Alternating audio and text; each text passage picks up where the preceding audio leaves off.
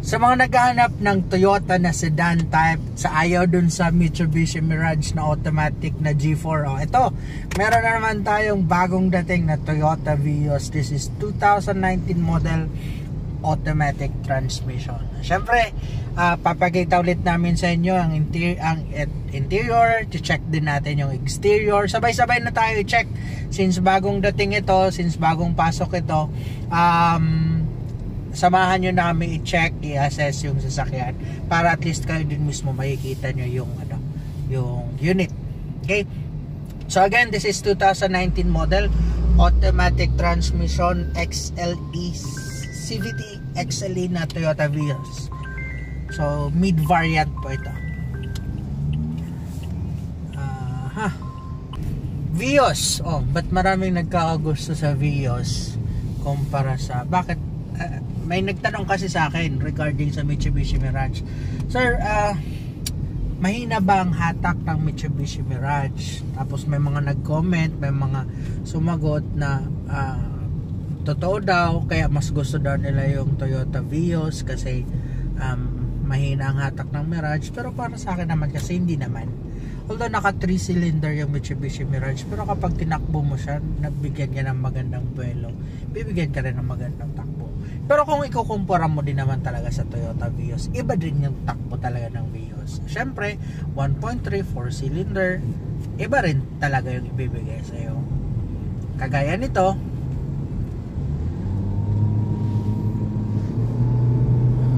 siyempre, iba-iba yung iba-iba yung sasakyan, iba-iba yung capability nila, iba-iba yung power na pwede nila sa inyo maibigay.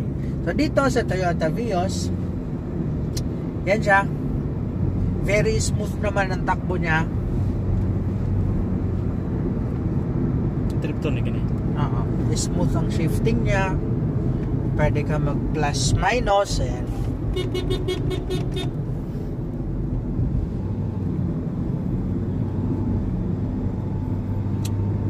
Sa takbo niya, bibigyan ka rin talaga ng magandang takbo. Ang aircon niya, ayan malamig na malamig.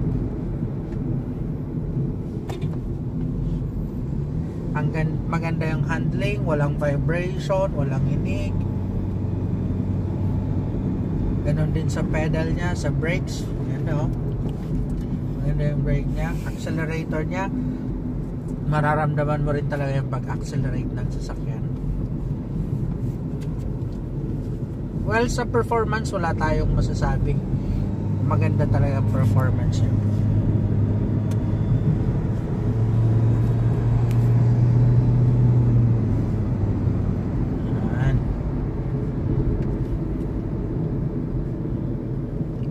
Okay, pagkita na natin, check na namin yung interior and exterior. Yan, wala rin siyang kalampag, ayos ang pangilalim, handbrake, yan, tama-tama lang ang power windows, lahat siya working properly. Ganun din yung nasa likod. Okay, dashboard, yan, malinis ang dashboard niya. Naka hard plastic, airbag, buong buo, buong airbag dito. Hanggang dito may airbag siya. Ito lang meron lang, hindi ko alam, siguro may dinikit dyan so nagmarka siya. Sa center console, maayos din naman, hanggang armrest dito sa likod. Okay, stereo working, pati ito working din daw.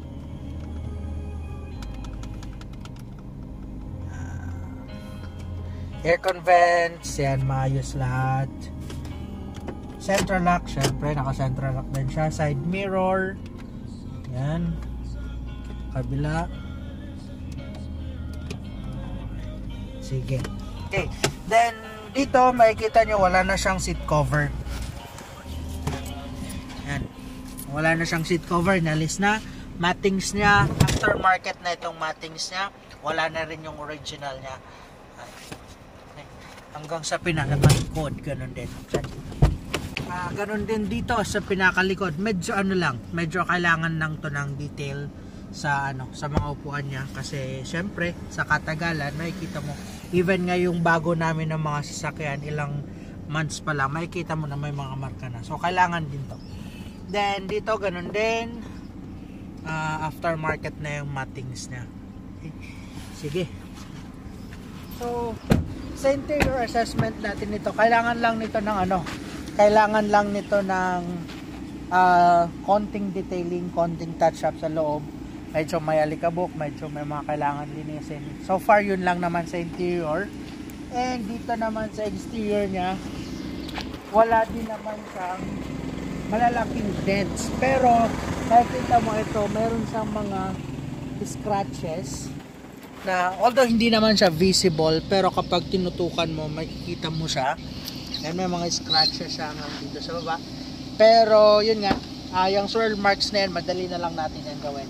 Sa mga salamin niya, yan o, mga medyo makapal yung watermarks. Yan. So, ayusin natin yan. Okay. Dito sa front, original pa naman yung headlight niya. Then, naka-fog-lamps na rin siya. So, ito, dito sa side, makikita nyo, kung mapapansin nyo ito, parang iba na yung kulay niya. Dito. Ito, saka dito. So, siguro, magpo-color correction tayo nito. So far, dito sa Toyota Vios, assessment natin dito, more or less mga, para sa akin, mga 75% yung ano ko nito. Tawag dyan, appraisal ba yan?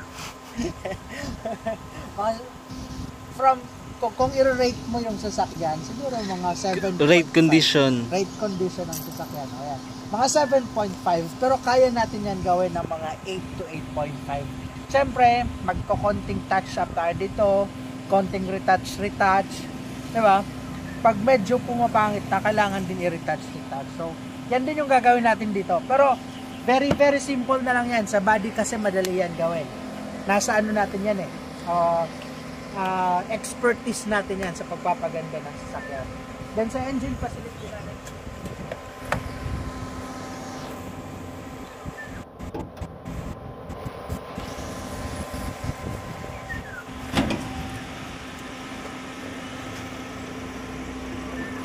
yan.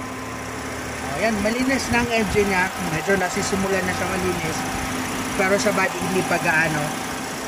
So, wala din siya mga signs and indications na aksidente yung sasakyan. Naka-enduro Motolite battery. Then, newly change oil na rin siya. So, hindi mo na kailangan mag-change oil pag na-acquire mo to. Malinis ang engine bay niya. Normal na normal yung tunog. Wala kang maririnig na mga abnormal sound. Okay. Compartment sa likod. By the way, ang tire condition niya, more or less mga 70 or 80% yan. And makakapal pa naman, so hindi mo pa kailangan magpalit.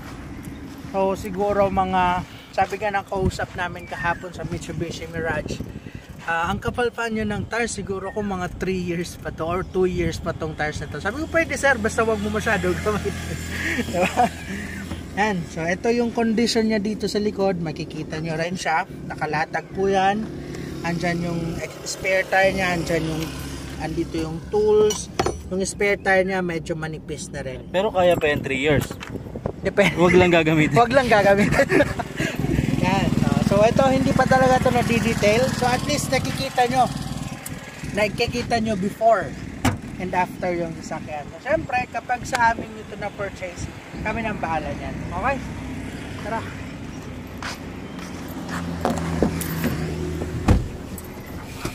Ngayon, pag-uusapan natin ng price nito. So, asking price for this one, kami na lahat, kami nang mag-ayos, maglilinis, i-free na namin yung transfer of ownership and interior and exterior detailing, pati color correction. Ibibigay namin sa inyo to hanggang 520,000. Well, kung pwede pa natin mapag-usapan, tingnan na lang natin. Actual nyo tingnan yung sasakyan, tingnan nyo yung unit para mas ma-appreciate nyo siya. Okay, so again, this is 2019 model Toyota Vios automatic transmission. Asking price is 590,000 with freebies. Kami nang bahala. kung interested kayo, tawag na lang kayo. Yes. Okay? That's it. Thank you very much and peace.